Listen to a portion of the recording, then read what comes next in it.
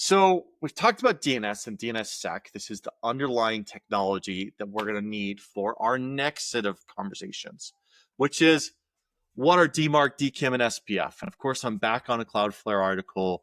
Cloudflare has the best content. They're an amazing DNS, and they do a lot of really cool technology, zero trust, and they're the front end for a lot of websites and really do some great stuff. But one of the things they do well is they give back to the industry. They really create great content and are very generous in how they kind of share things that are driving things forward. So they got a great article about these technologies. All three of these things, DMARC, DKIM, and SPF, are authentication methods. They're ways that you can show the world that the email you're sending is legitimate.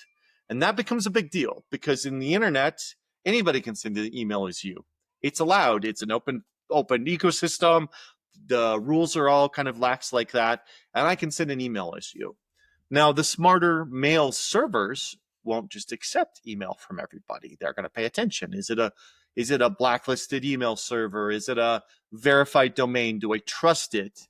And so it becomes very important these days that if you are trying to make sure that your corporate email is going to be received by your clients and your customers and your vendors, you need to have these things dialed in so that the authentication is there, so that the receiving senders trust the email coming from you.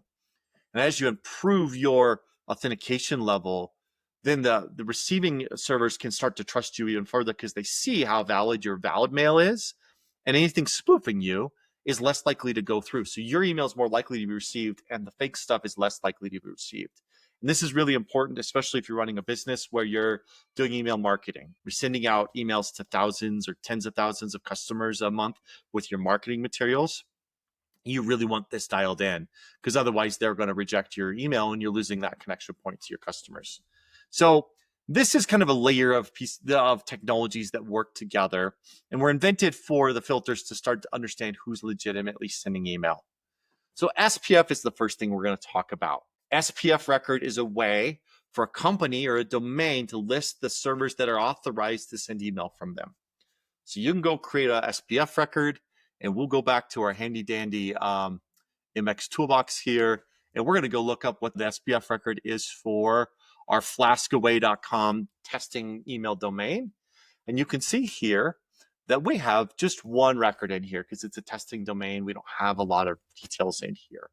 But this is a standardized format for the way the record gets published. It gets published as a record in your DNS, a text record, and it allows people receiving email from you to know who's allowed to send as you. So a lot of companies will have, similar to this, they'll have their Outlook.com for their corporate Microsoft 365, the protection.outlook.com, MX record, and SPF record is how they send all their emails. So that'll be in there.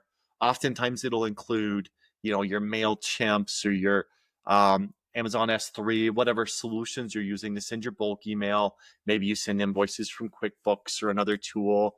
So you have 3 or 4 hosts listed in this. You can have up to 10. And most services will tell you what you should use for their SPF record when you sign up with them. And it's important that when you think through who you're sending email as, you go and find all the proper records and get them in here. One of the common mistakes I see is that people, when they go to add another service, they copy the SPF record out of that service's documentation and go add it as an extra DNS record. That's a problem. You're only supposed to have one SPF record per domain. So when you want to add something, you need to add it to your existing SPF record, not create another one. 2 SPF records will cause you all kinds of nightmares. And we're always happy to help you with that. It's a little bit touchy to do. The other thing I would say is when you do make SPF records changes, always come to a tool like MX Toolbox and go check your SPF record after it publishes. Make sure it's compliant. You get all these green check boxes and you don't have a major syntax issue. So SPF records are critical. We also have some tools that we can run. We run a tool called Easy DMARC that we can set up on your domain that gets reporting and can help you know if your services are aligned with SPF. Most services do pretty good. There are some services like HubSpot that are notorious for not aligning with their own SPF record. That's okay. That's why there's multiple records here. That's why we have DKIM and DMARC. We can start to dial in the overall experience. But it's important to do your best to get your email aligned to SPF. The next record we're going to talk about is DKIM. DKIM is Domain Keys Identified Mail.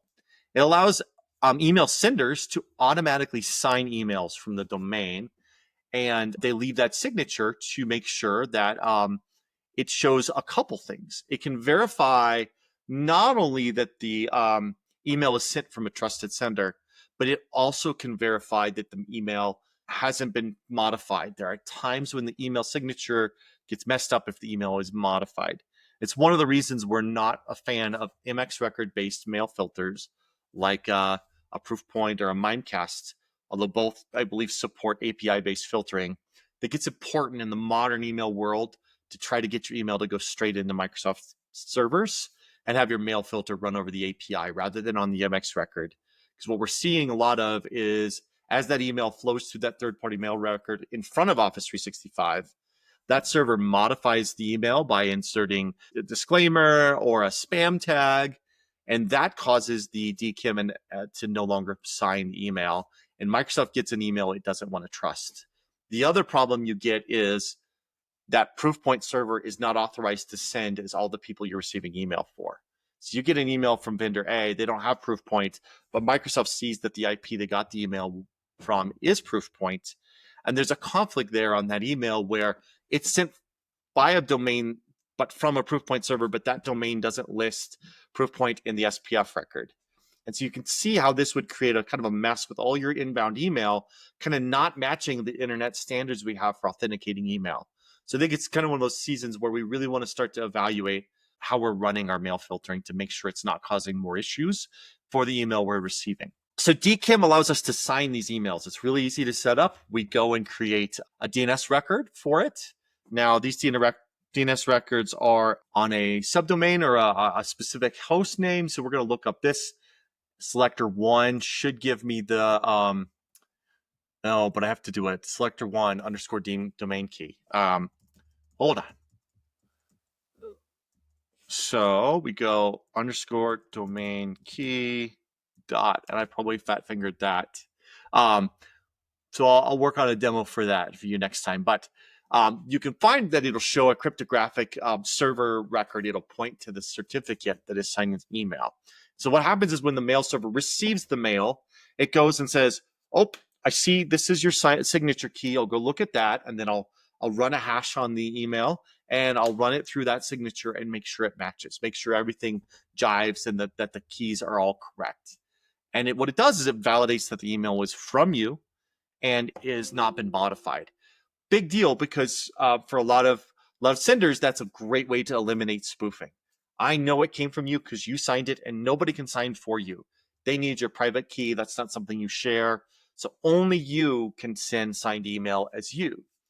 And DKIM's become more and more important as spam has become more and more of an issue, as phishing has become more and more of an issue. And DKIM is actually the best solution for a lot of your third-party solutions. You're sending a bunch of marketing email from HubSpot. HubSpot's terrible at aligning with SPF, but they will align with DKIM. You can DKIM sign all your HubSpot emails. It validates it's from you, and it allows you to check half of the checkboxes for your email validation. And oftentimes servers are going to accept it because a signed email was pretty hard to argue against. So it's a really critical piece of the trail here to allow us to have verified emails. So then we come here and we talk about our third technology. And I know I'm moving fast here. DMARC is kind of the regulation that runs the SPF and DKIM together, that pulls it together, the solution that says, here's my authoritative answer on my DKIM and SPF. It's domain-based message authentication, reporting, and conformance. It gives the receiving mail server information about if SPF and DKIM aren't aligned, what to do with that email. So it's a way for you as an organization or a domain to say, I've worked hard to get my SPF and DKIM dialed in. If you get an email from me that does not pass one of those, or maybe both of those, reject it. Don't even look at that email. It's not from me. It's spam. It's fake. I make sure I sign everything. Or you could say, hey, I have decent coverage on my SPF and DKIM. I'm still working on dialing in some things. It can be hard. It can be difficult to track down all the services running email as you. You can set up a DMARC record using a solution like Easy DMARC that we can help you run with. that allows you to get reporting. And then you can start to see where your email isn't aligned on SPF, isn't aligned on DKIM. That seems like that maybe wouldn't be a hard thing to figure out, but for bigger orgs that send a lot of email, it can be really helpful to have that reporting before they start enforcing DMARC to say, hey, do I have some work to do? Is there a solution I don't know about? Did marketing sign up for a new marketing solution they didn't tell me about? And none of it's signed. So if I start blocking, they're going to be done. I need to go find that contact at marketing and find what tool they're using, get it into my solutions. So DMARC is a really critical piece. And we've gotten to the point where Google, Yahoo, and Microsoft are probably not going to receive your email, especially if it's bulk email, if it doesn't have a DMARC record. That DMARC record can actually be a none record, which means it's not sending anything. If we go back here and we go, I can show you what a DMARC record looks like. I apologize, my screen's over here to the right, so that's why I'm looking over there. Here's the DMARC record for our testing domain, and you can see here it's got a lot of information. The version of DMARC. Right now, we're set to reject. We're saying if it doesn't align with SPF and DKIM, you reject those emails. They're not real. And then it's got some reporting information for where it can send reporting of the information. And then it can also tell it how much forensic information it wants. And so these two records allow anybody receiving email from my domain to know that they should send all the reporting about the emails they're getting to this service, and that service is able to aggregate that data to give me visibility into who's sending it as me. And so, if somebody spoofs me, some threat actor decides to send email as flaskaway.com, and they send to a server that supports DMARC, they're going to immediately know, nope, this is an SPF aligned, this is not DKIM signed. Your DMARC says reject it, so I won't accept this email. But I'm going to send a report that shows the easy DMARC. Here's all the things that we're concerning about this email. And then you get reporting in easy DMARC that allows you to really understand who's sending emails successfully as you, where you're getting blocked, and who are the people really trying to pretend to be you. And on a larger, more public domain, you're going to see there's a lot of people spoofing and trying to send fake email as your company. So I don't have a demo of easy DMARC today. I don't have a good demo tenant set up with data in it, but it's a great tool. We can help you get access. We can pull up their website right now, and I can show you some of the stuff there. It's not an expensive solution, and we're happy to help you deploy it. It just allows you to come through and really understand where your email's going, gives some really good reporting on that, helps you with DMARC compliance, some great reporting, some visuals on where your email's going, that sort of thing. Check it out. Let us know if you would like to learn more. Really critical tool. So you can see there's DMARC, SPF, and DKIM. We covered those in some depth today. And they're great topics to dig into. They're kind of the foundation pieces. You don't want to mess with anything else till you get those. And so they're able to pull reporting on these newer technologies that are other ways to ensure that mail coming and going is legitimate and really improves your presence on the internet for your mail exchange to and from your company. And Easy DMARC gives you really good reporting, which can help. Some of these technologies, you want to know what's happening before you set up an enforcement rule around these technologies. Wanted to just kind of give this base level of these are table stakes on running an email on the internet. You have to have DMARC, DKIM, and SPF. It's required. If you're not doing it, you're going to have trouble sending email to anybody. Critical steps to make sure that you are above board on your email sending. And like I said, if you would like to learn more, reach out to our team. We'd be happy to talk you through this. We have access to Easy DMARC. We can help you get it set up, get your reporting done there. We can help you build out your SPF and your DKIM and your DMARC. It's a part of our Microsoft Office 365, Defender for Office 365 deployment, where we help you with your email security between filtering and also records like this to really make sure that your phishing and virus and spam filtering inbound to your tenant is dialed in. It's a great product. If you have interest in that product, reach out to our team. We'd be happy to help. SourcepassMCOE.com. We'd love to reach out to you. We got a contact us form on there. Click the button and check it out. So hopefully this wasn't too dry. It was pretty technical today, but it's important stuff, and it's kind of fun to really, it's one of those things I enjoy dialing in DMARC and DKIM and SPF. It feels satisfying to get all the details lined up and has a lot of value for the process.